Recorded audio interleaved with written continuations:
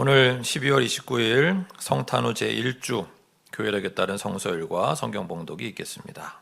사무엘상 2장 18절에서 20절, 26절의 말씀입니다. 한편 어린 사무엘은 모시 에봇을 입고 주님을 섬겼다. 사무엘의 어머니는 해마다 남편과 함께 매년 제사를 드리러 성소로 올라가곤 하였다. 그때마다 그는 아들에게 작은 겉옷을 만들어서 가져다 주었다. 그리고 엘리는 엘가나와 그의 아내에게 주님께 간구하여 얻은 아들을 다시 주님께 바쳤으니 주님께서 두 분 사이에 이 아이 대신에 다른 자녀를 많이 주시기를 바랍니다 하고 복을 빌어주었다. 그들은 이렇게 축복을 받고 고향으로 돌아가곤 하였다. 한편 어린 사무엘은 커갈수록 주님과 사람들에게 더욱 사랑을 받았다. 오늘 우리에게 주시는 주님의 말씀입니다. 아멘.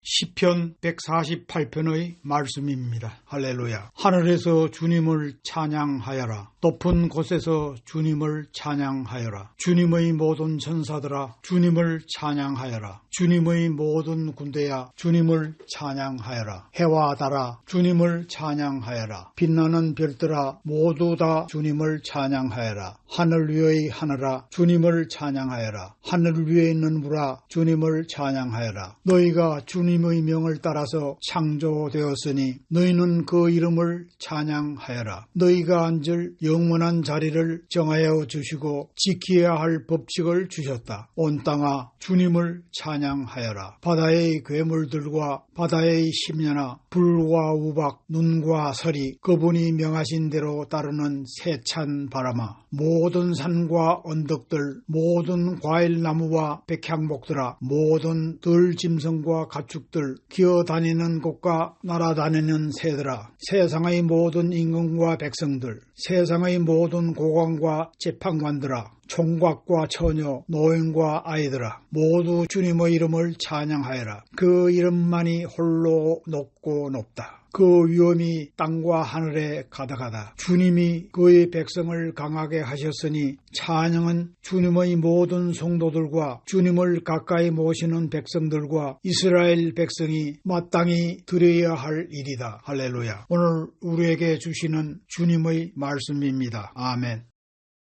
골로새서 3장 12절에서 17절의 말씀입니다. 그러므로 여러분은 하나님의 택하심을 입은 사랑받는 거룩한 사람답게 동정심과 친절함과 겸손함과 온유함과 오래 참음을 옷 입듯이 입으십시오. 누가 누구에게 불평할 일이 있더라도 서로 용납하여 주고 서로 용서하여 주십시오. 주님께서 여러분을 용서하신 것과 같이 여러분도 서로 용서하십시오. 이 모든 것 위에 사랑을 더하십시오. 사랑은 완전하게 묶는 띠입니다. 그리스도의 평화가 여러분의 마음을 지배하게 하십시오. 이 평화를 누리도록 여러분은 부르심을 받아 한 몸이 되었습니다. 또 여러분은 감사하는 사람이 되십시오. 그리스도의 말씀이 여러분 가운데 풍성히 살아있게 하십시오. 온갖 지혜로 서로 가르치고 권고하십시오. 감사한 마음으로 시와 찬미와 신령한 노래로 여러분은 하나님께 마음을 다하여 찬양하십시오. 그리고 말이든 행동이든 무엇을 하든지 모든 것을 주 예수의 이름으로 하고 그분에게서 힘을 얻어서 하나님 아버지께 감사를 드리십시오. 오늘 우리에게 주시는 주님의 말씀입니다. 아멘.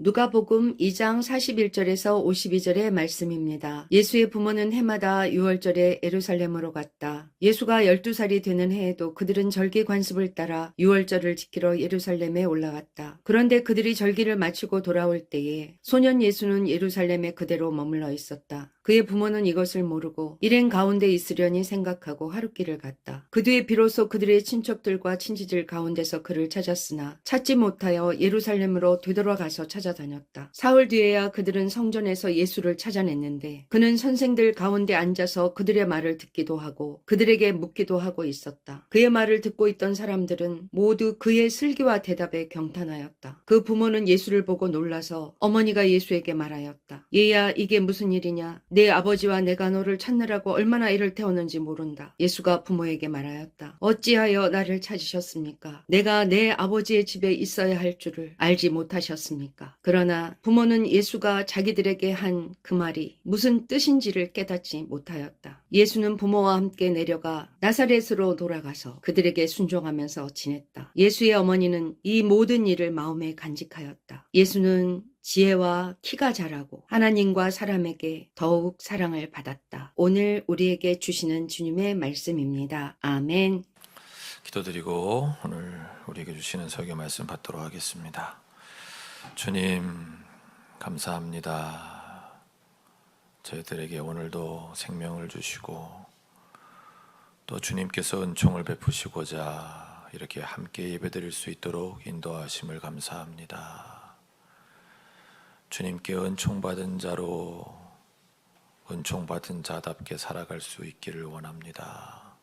주님 우리를 도와주시옵소서. 그리고 은총받음에 감사하여 드리는 찬양과 기도와 우리의 모든 헌신을 받아 주시옵소서. 주님의 은총 베푸심과 또 거기에 대한 우리의 화답이 어우러지는 아름다운 예배가 우리의 주일의 예배만이 아니라 우리의 온 삶이 그런 예배 될 수 있도록 인도하여 주옵소서. 이 종을 붙들어 주실 줄 믿고 감사하오며 우리 주 예수 그리스도의 이름으로 기도합니다. 아멘. 지난 한 주도 주님을 따르기 위해 애쓴 여러분 모두를 주님의 이름으로 축복합니다. 오늘도 우리는 성부, 성자, 성령 삼위 하나님께서 우리에게 명하시는 생명의 길 그 위로 걸으며 주님을 따르고자 합니다. 오늘 사무엘상 본문과 누가복음 본문은 각각 사무엘 선지자의 어린 시절과 예수님의 어린 시절을 보여줍니다. 그런데 두 분 사이에 공통점이 있었습니다. 발견하셨나요? 두 본문 다 마지막에 이런 표현이 있지요. 세월이 지날수록 하나님과 사람들에게 더욱 사랑을 받았더라. 저와 여러분의 삶은 어떤가요? 누가 그러더군요. 나쁜 사람은 세월이 지날수록 더 나빠지는 것 같다. 더 교활해지고 더 지독해지고. 여러분 생각은 어떠신가요? 분명 아닌 경우도 있겠지요. 세월이 지날수록 자신을 성찰하며 점점 더 성숙해가는 인품이 훌륭해지는 경우도 있습니다. 다만 우리 자신이 어느 쪽인가가 문제겠지요. 나는 나이를 한 살 한 살 더 먹어가면서 나아지고 있는가 아니면 더 나빠지고 있는가. 욕심에 사로잡혀 잘못된 판단을 하고 관계를 망치고 신앙을 망치는 일은 나이 들면서 많이 줄고 있나 아니면 오히려 늘어나고 있나. 남 탓하는 경향은 늘어났나 줄었나 등등으로 스스로를 돌아볼 수 있을 것입니다. 오늘 본문 말씀들 가운데 골로새서 본문은 우리에게 비결을 알려주십니다. 어떤 비결? 세월이 지날수록 하나님과 사람들에게 더욱 사랑을 받았던 그 사무엘 선지자나 예수님처럼 될 수 있는 비결을 말입니다. 골로새서 본문 12절입니다. 같이 읽겠습니다. 시작. 그러므로 여러분은 하나님의 택하심을 입은 사랑받는 거룩한 사람답게 동정심과 친절함과 겸손함과 온유함과 오래 참음을 옷 입듯이 입으십시오. 아멘. 톰 라이트 교수님의 그 골로새서 주석을 보면 12절 본문에 이 동정심, 친절함, 겸손함, 온유함, 오래 참음에 대해 깊이 생각해 보라는 주문이 있습니다. 그래서 제가 고대 성경 그리스어 사전을 좀 찾아보았는데요. 12절 말씀처럼 여러분 우리는 하나님의 택하심을 입은 사람들입니다. 하나님이 뭐 이유가 있어서 우리를 택하셨겠죠. 그런 우리는 사랑받는 거룩한 사람이라고 하셨습니다. 그런 사람들이니 그런 사람답게 첫째는 동정심을 옷 입듯이 입으십시오 라고 말씀하셨습니다. 동정심, 그리스어 원어의 의미는 다른 사람의 고통을 깊이 인식하는 데서 우러나오는 마음, 연민을 가지는, 값싼 동정심이 아니고요. 이게 원래 그리스어 단어 오익티르모스라고 하는 단어인데 이거는 그러니까 한마디로 말하면 인정이 많은 그런 단어를 동정심이라고 우리 성경이 번역을 이제 한 거죠. 다른 사람의 고통을 깊이 인식할 수 있는 그런 데서 우러나오는 마음. 우리 현대인들 가운데 많은 분들이 이 마음을 잃어버렸습니다. 자신의 고통에는 엄청나게 민감해요. 내가 아픈 거, 나의 몸이나 나의 마음이 아픈 거엔 엄청나게 민감한데 다른 사람의 고통에는 둔감해요. 그러나 하나님의 택하심을 입은 사랑받는 거룩한 사람은 바로 이 마음부터 가져야 된다. 오늘 성경은 말씀하시는 거예요. 다른 사람의 고통을 깊이 인식할 수 있는 인정 많은 마음 말입니다. 둘째는 친절함이라고 하셨습니다. 크레스토테스라고 하는 그리스어 단어를 번역한 건데요. 그 원래 뜻은 자애롭고 사려 깊으며 자비롭고 온유하고 인정이 많은 성품을 가리키는 단어라고 해요. 특히 마음이 따뜻하고 사려 깊고 인간적이며 동정심이 많은 것이 특징이다 라고 그 헬라어 성경 어휘사전에 렉삼 헬라어 성경 어휘사전에 기록되어 있습니다. 여러분 아는 분들 가운데 누군가가 떠오르죠? 훌륭한 분입니다. 하나님의 택하심을 입은 사랑받는 거룩한 사람입니다. 여러분도 그런 크레스토테스를 옷 입듯이 입으시기를 주님의 이름으로 축원합니다. 겸손함, 타페이노프로시네라고 하는 단어인데요. 겸손함을 옷 입듯이 입자고 하셨어요. 겸손함은 이런 뜻이랍니다. 자신의 죄악성에 비추어 자신을 적절히 평가하거나 가늠하는 성향. 반대되는 의미로의 단어로는 그래서 허영, 자만심 이런 게 여기서 말씀하시는 겸손함의 뜻이래요. 그러니까 이 단어는 아마 되게 고심한 것 같아요. 번역자가 이걸 뭐라고 번역하지?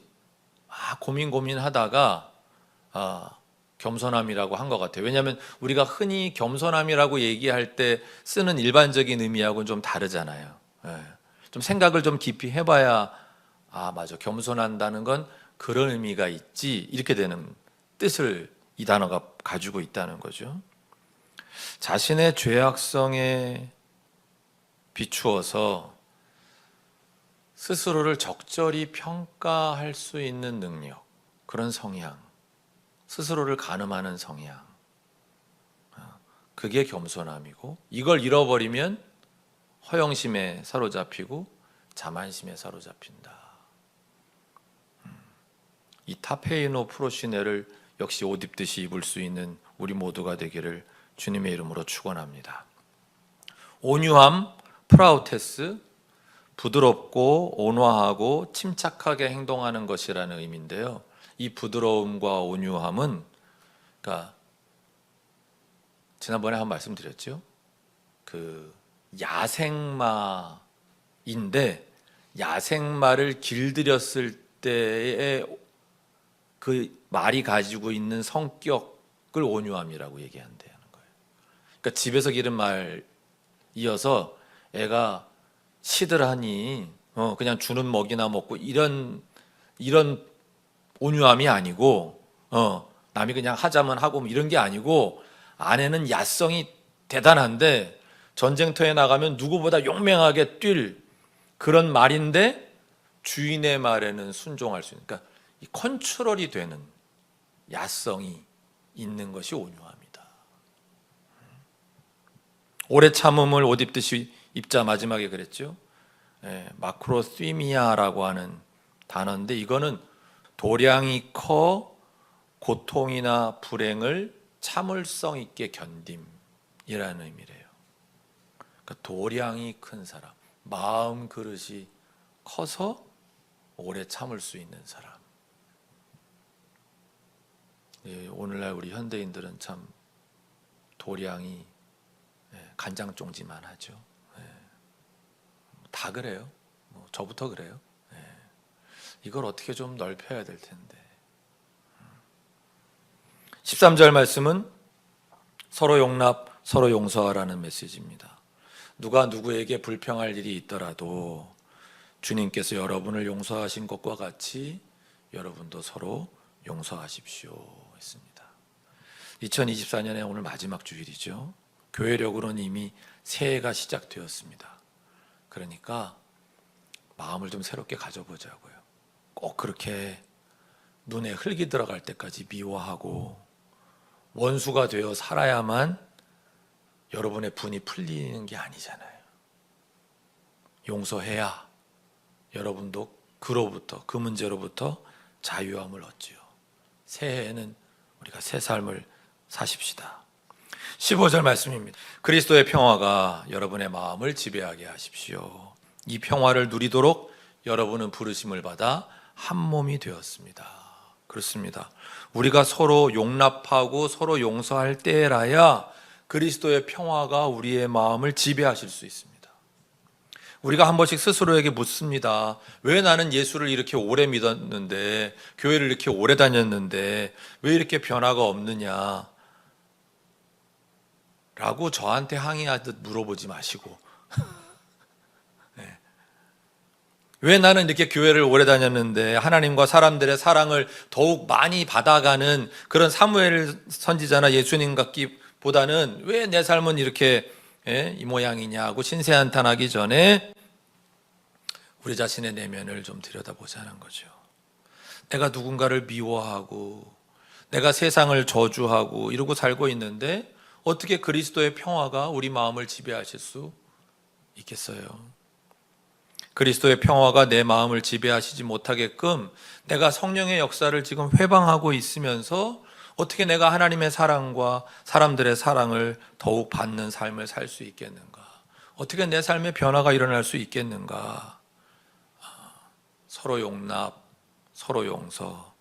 그래서 주님께서 기도를 가르치실 때도 그렇게 이 부분을 강조하시는구나. 그 주님 가르치신 기도의 내용 가운데도 우리가 우리에게 죄 지은 자를 용서하는 것이 마치 원죄인 것처럼 돼 있잖아요. 그래야 내가 주님께 용서를 받을 수 있는 것처럼 문맥은 그렇잖아요. 그 얼마나 중요하다는 뜻이에요. 내가 나에게 빚진 사람의 그 빚을 탕감해 주었듯이 주님도 저의 빚을 탕감해 주십시오. 그 원어대로 직역하면 그런 내용이잖아요. 그러니 그 용서의 가치, 용납의 가치, 우리가 이런 것들을 깊이 생각하면 할수록 그리스도의 평화가 우리를 지배하실 수 있다. 15절 중간에 이렇지요. 이 평화를 누리도록 여러분은 부르심을 받아 한 몸이 되었습니다. 그렇습니다. 우리가 한 몸임을 회복할 때 우리는 그리스도의 평화를 누릴 수 있습니다. 15절 마지막 부분은 이렇지요. 또 여러분은 감사하는 사람이 되십시오. 16절 17절 이어지는 말씀 같이 읽어볼까요? 그리스도의 말씀이 여러분 가운데 풍성히 살아있게 하십시오. 온갖 지혜로 서로 가르치고 공고하십시오. 감사한 마음으로 시와 찬미와 신령한 노래로 여러분의 하나님께 마음을 다하여 찬양하십시오. 그리고 말이든 행동이든 무엇을 하든지 하고 그분에게서 힘을 얻어서 하나님 아버지께 감사를 드리십시오. 여러분 지금 우리가 읽은 15절 말미부터 16절 17절 중심 단어가 뭡니까? 반복되는 단어? 감사예요. 15절 마지막에 감사하는 사람이 되십시오 했죠. 16절 감사한 마음으로 여러분의 하나님께 마음을 다하여 찬양하십시오 했죠. 17절 마지막 부분에도 하나님 아버지께 감사를 드리십시오 그랬습니다. 하나님 아버지께 감사를 드리는 것이 뭐가 그렇게 나한테 중요한 걸까요? 감사는 영어로는 그 생각하다, think와 이 think가 어원이 같다는 얘기 들어보셨죠?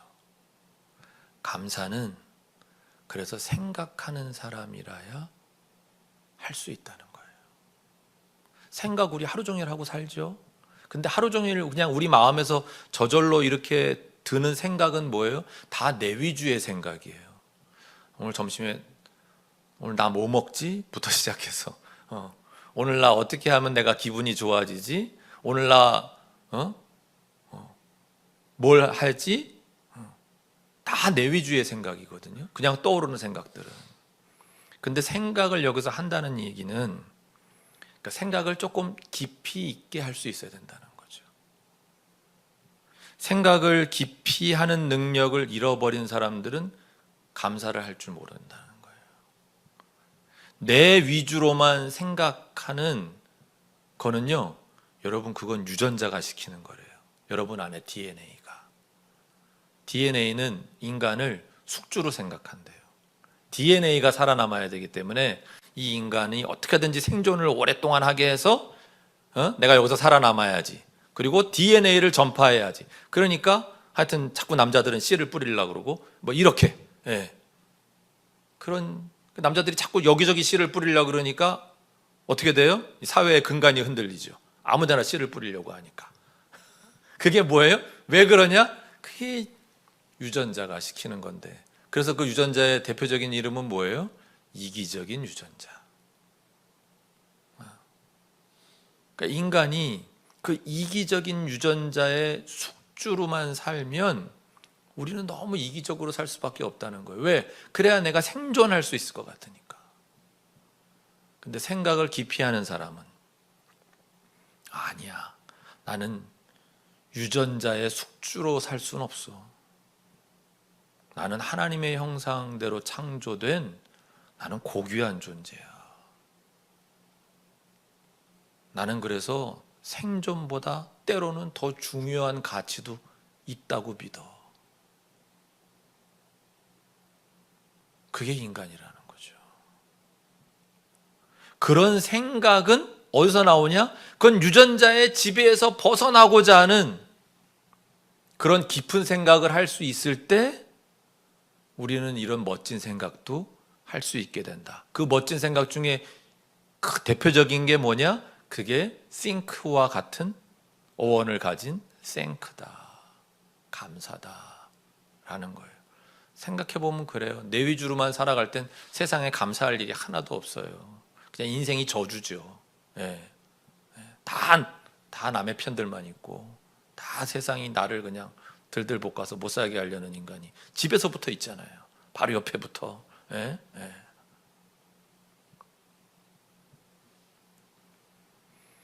생각을 깊이 안 하는 사람들도 말로는 감사하다 그래요. 그러나 행동을 보면 그건 감사한 사람의 행동이 아닌 경우를 우리가 보게 되죠. 감사할 줄 모르는 삶은 매우 불행한 삶입니다. 이기적 유전자의 숙주로 살아가는 삶이니까. 우리가 thank 할 줄 아는 사람이 돼야 하나님과 사람들에게 시간이 가면 갈수록 세월이 지날수록 더욱 사랑받는 사람이 되는 줄로 믿습니다. 설교 끝부분에 이르렀습니다. 14절 뭐라고 말씀하십니까? 이 모든 것 위에 사랑을 더하십시오. 사랑은 완전하게 묶는 띠입니다. 그렇습니다. 사랑을 왜 그렇게 기독교에서 강조하시는가? 사랑은 완전하게 묶는 띠이기 때문입니다.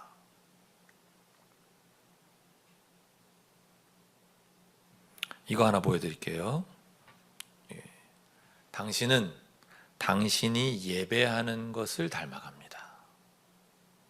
그러므로 당신이 하나님이 아닌 다른 어떤 것을 예배한다면 당신은 하나님의 형상을 간직한 채 살아가도록 창조된 그 인간이 아닌 전혀 다른 것이 되고 맙니다.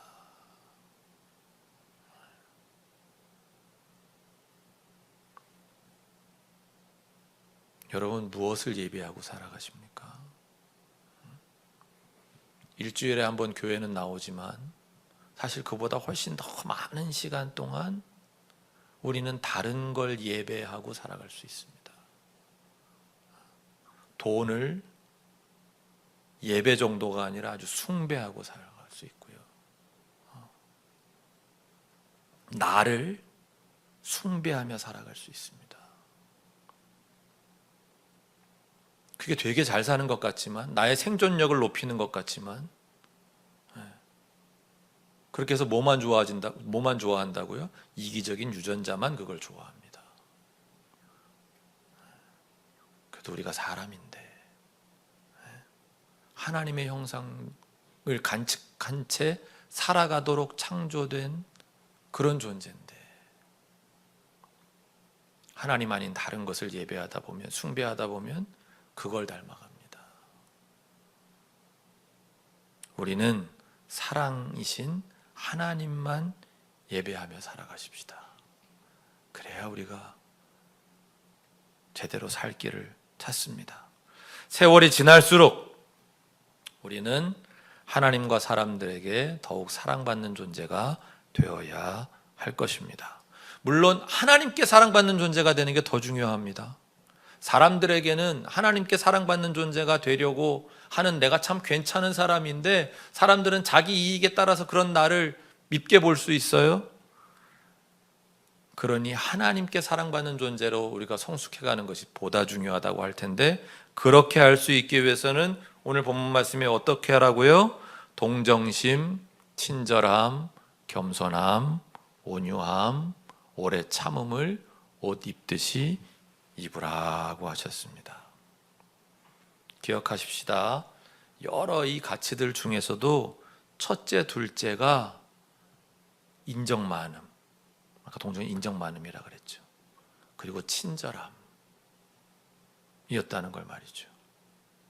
우리는 하나님의 택하심을 입은 거룩한 사람들은 무슨 신비한 은사를 받고 체험을 하고 막 그런 능력을 소유하는 것에 있는 것처럼 착각을 해요. 근데 그런 말씀이 한 말씀도 없어요. 어떤 사람이 그 거룩함을 입은 사람이라고요? 다른 사람의 고통을 깊이 인식할 줄 아는, 그걸 인식하는 데에서 우러나오는 마음, 그 인정 많음이 첫째고, 둘째는 뭐였어요? 자애롭고 사려 깊으며 자비롭고 온유하고 인정이 많은 성품. 두 번째도 인정이 많은 성품이네. 이 친절함도 말이죠. 특히 마음이 따뜻하고 사려 깊고 인간적이며 동정심이 많은 것이 특징인 친절함이 둘째였음을 잊지 말자고요. 나는 T발 C야. 난 T라서 인정 같은 건 없어. 나는 마음이 따뜻할 수가 없어. 그런 소리 하지 마시고요. T도 다른 사람의 고통을 깊이 인식하려고 노력하다 보면 점점 F에 가까워져요. 그럴 수 있는 게 우리 인간입니다. 누가 누구에게 불평할 일이 있더라도 서로 용납하여 주고 서로 용서하며 살아가십시다. 그리스도의 평화가 우리의 마음을 지배하시도록 말이죠. 그리스도의 말씀이 우리 가운데 풍성히 살아있게 하십시다. 하나님께, 그리고 하나님의 은혜의 통로가 되어준 모든 사람들에게 감사하는 사람이 되십시다. 이 모든 것 위에 사랑을 더하여 완전하게 묶는 띠로 띠띠고 살아가는 우리 모두가 다 되시기를 주님의 이름으로 축원합니다. 기도드리겠습니다. 주님, 세월이 지날수록 주님의 택하심을 입은 거룩한 사람답게 다른 사람의 고통을 더 깊이 인식할 수 있는 능력이, 그리고 인정 많음이, 사려 깊음이 우리 몸 가운데 배일 수 있도록 도와주시옵소서. 세월이 지날수록 하나님께 더욱 사랑받는 그런 존재가 될 수 있도록, 그리고 사람들에게 존경받을 수 있는 그런 존재가 될 수 있도록 우리를 도와주시옵소서. 우리 주 예수 그리스도의 이름으로 기도합니다. 아멘.